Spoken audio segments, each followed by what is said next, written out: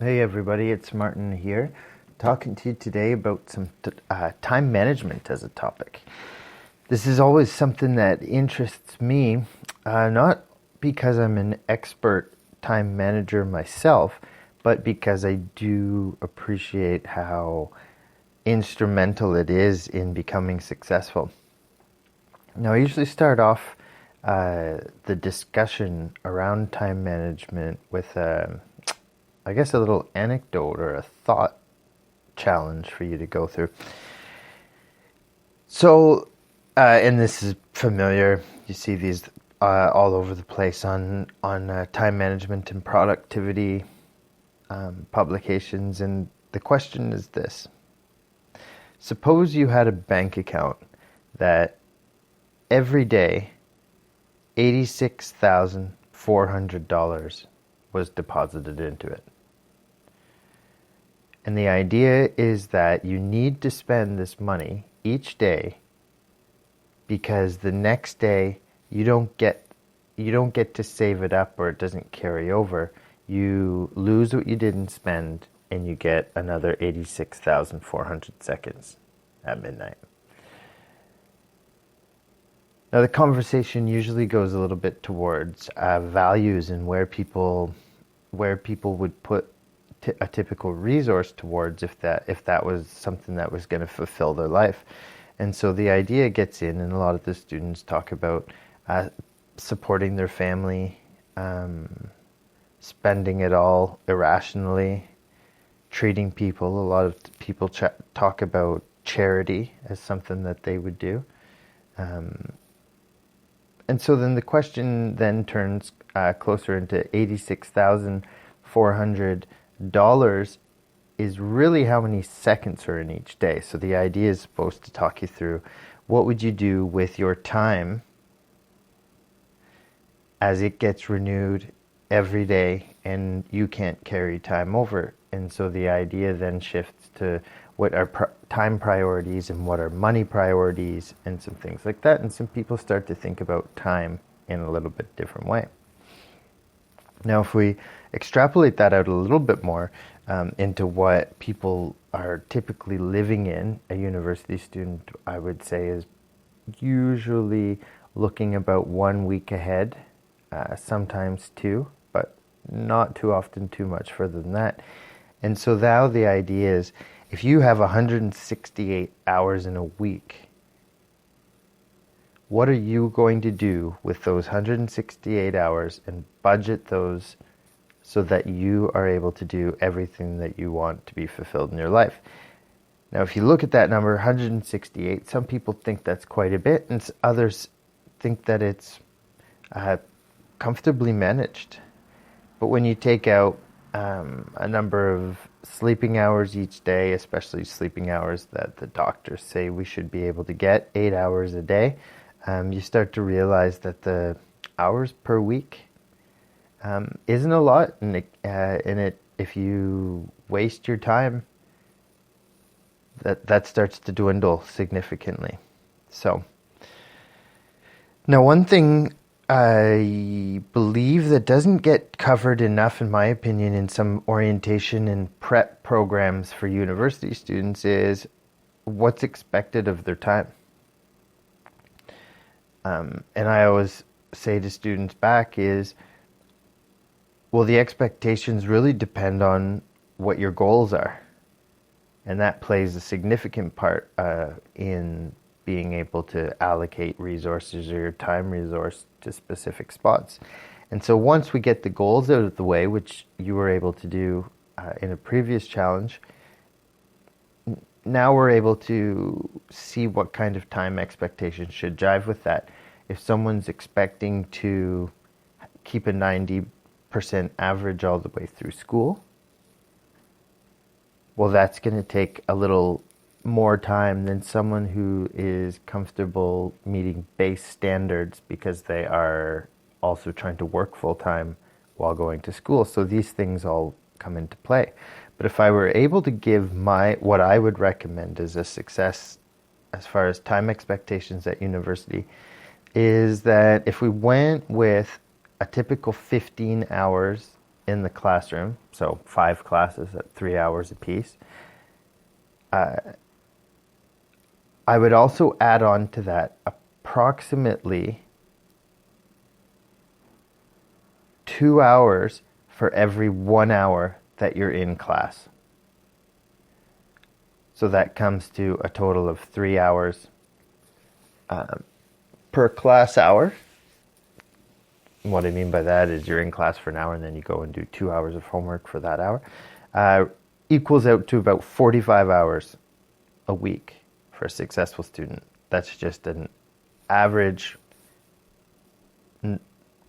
typical expectation of wanting to do good in school and also wanting to have fun. That's what I would suggest as a minimum.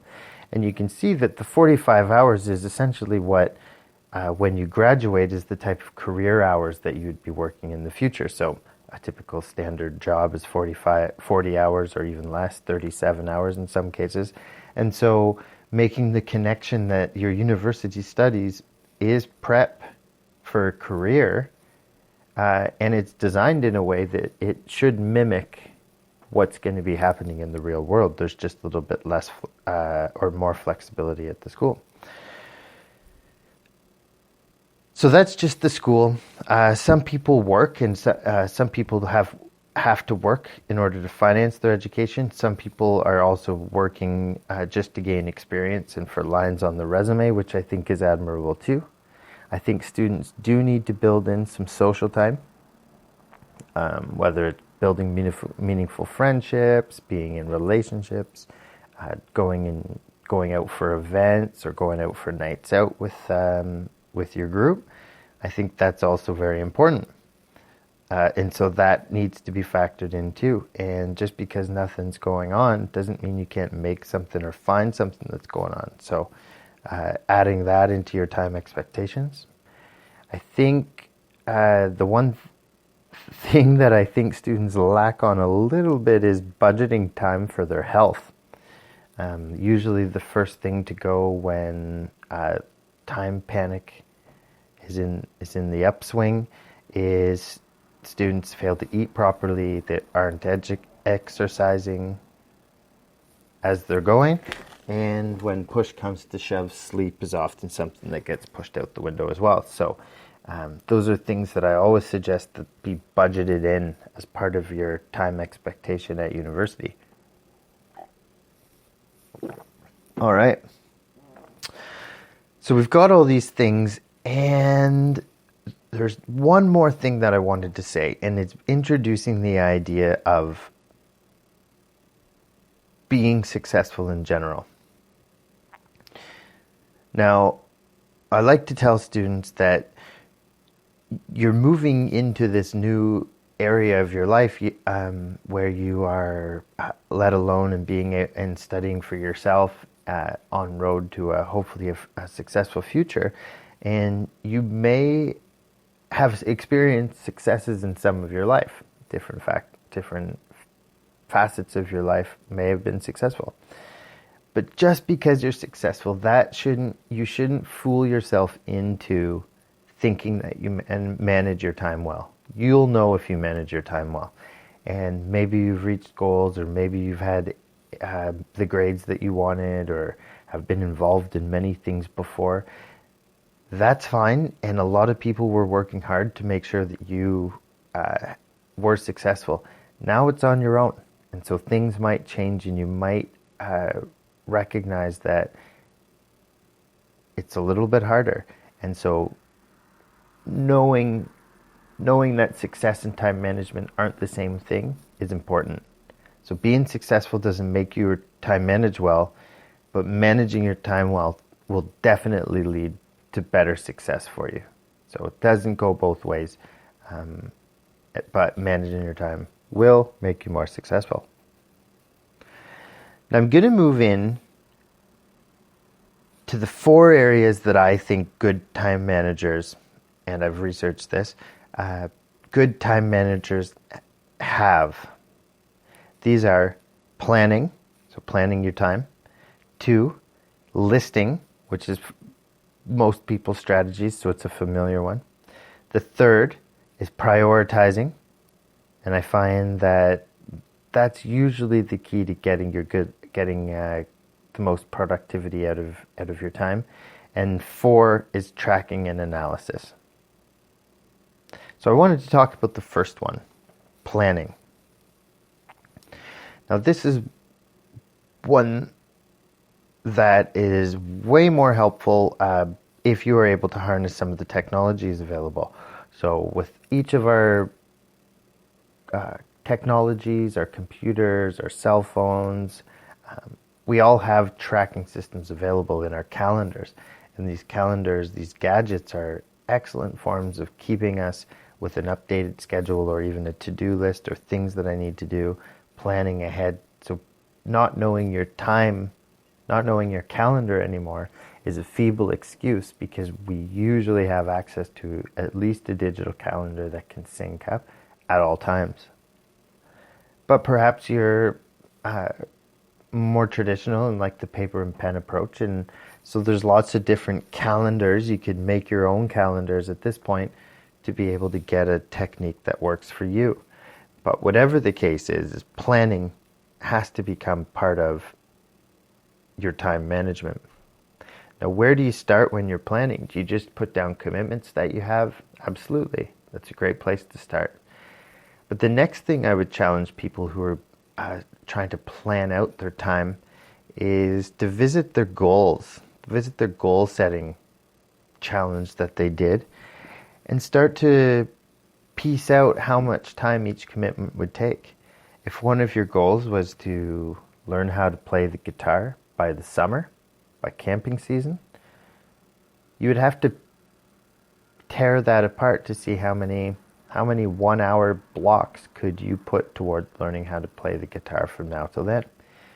If you're wanting to keep yourself fit, physical fitness through the gym, that's something else that you need to plan into your work week. And because you are in control and you're doing this on your own for the week or 2 weeks in advance, you're able to have way more control over your time rather than being at the mercy of other people's requests or demands of your time. And so it's a great way to be able to say no to people. The second part that I had mentioned is listing. So many discussions happen with students around this is when they are starting to feel like their organized lists and to-do lists usually become a main part of that, or getting through that wave. And the to-do lists come in all different forms. It's whether it's in a notebook, whether it's sticky notes on your desktop, on your laptop. What people do use their phone to do to-do lists. They also use sticky notes all around their bedroom or reminders, different ways like that. But getting the ideas out into a place that's not your brain is absolutely the best way to do this. Now, there is a school of thought called David Allen's Getting Things Done that really takes this approach and makes it the focal point of this productivity approach. And what this Getting Things Done approach by David Allen does is it differentiates between tasks and projects. So a project can be conceived of as a number of tasks all culminating in one outcome. So writing a paper for a class is a project. The tasks would be research, outline, first draft, second draft, editor review, final draft, and print are all the different tasks associated with that single project. And so it's differentiating those two. Then you're able to work on the tasks. The next step in the to-do list or getting things done when you're using lists to do things is what tasks are 2-minute items. If a task can be accomplished in less than 2 minutes or whatever small chunks to 2 minutes, do it now. There's no excuse. If it's something, if you need to do some online banking and it'll take